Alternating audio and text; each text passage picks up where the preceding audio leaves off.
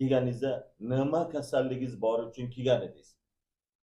Menda boshim aylanardi, boshim karaxt bo'lardi, yopishqoq fikrlar bor edi, vahima bor edi, qabziyatim bor edi, yuragim o'ynab ketardi. O'sha vaqtda qon bosimim oshib o'ynab, mana shunaqa qilardi.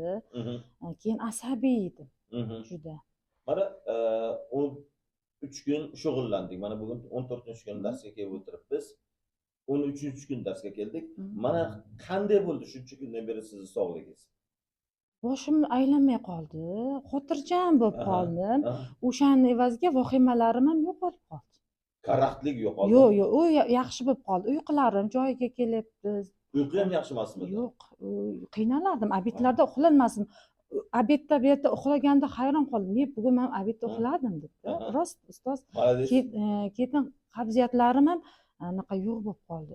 Yaxshi bo'lib tushyapti, ishga tushib ketyapti. Yaxshi bo'lib ketyapman, yaxshi.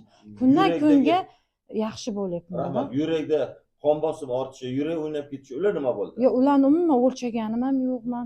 Men bir kunda 2-3 martalab o'lchardim. Hech narsa bizga taqmay qo'ydimi yurak tomonda? O'zimga o'ylamayapman-da qandaydir. Hayron qoldim, o'ylamayapman. Avval tinimsiz o'ylardi. O'sha anaqalarimni olib kelgandim. Hozir tashib qo'ydim. Dorilarim esimga ham kelmay qoldi. Молодец, молодец. Vahima kasal nima bo'ldi? Birinchi kun kelganimda, menga dars o'tgan vaqtingiz faqat xuddi sveti o'chdimi, yondimi, bir nima bir o'chib qoldi. To'xtab qoldi. To'xtab qoldi. O'shandan keyin sekin-sekin boya xotirjamlik paydo bo'laverdi, asabiylarim joyiga tushdi. Asabiymi deysiz? Juda ham, mana ko'chaga chiqolmasdim, mana qizim bilan keldim, kecha kuni ko'rdingiz, parklarga aylantirib keldim. Bemalol magazinlarga bordik, mazza qilib, kulishlarim, ichimdan quvonchlarim, keyin bo'lar bo'lmas fikrlarni o'ylayverardim. Bor-e deb o'rgandim-da, keyin mazza qilib yashayapman. Maktabda o'qib yurganingizda qanaqa? Bolaligimdagi o'sha holatimga qaytdim, lekin ichimdan xursand bo'lib ketyapman. Ko'pchilik aytadi, dori-darmonsiz sog'ayib bo'lmaydi. Yo'q, ustoz bo'lar ekan. Ustoz mana bo'lar ekan. Kechagi ayniqsa oxirgi darsingizda nimagadir xotirjam bo'lib qoldim, juda ham xursand. Tinchlanib qoldim.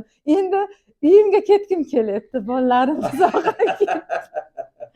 Sog' bo'ling, rahmat sizga, nima niyatlaringiz bo'lsa, Alloh yetkazsin. Sizga ham barakasini bersin, ishlaringizga sog' bo'ling.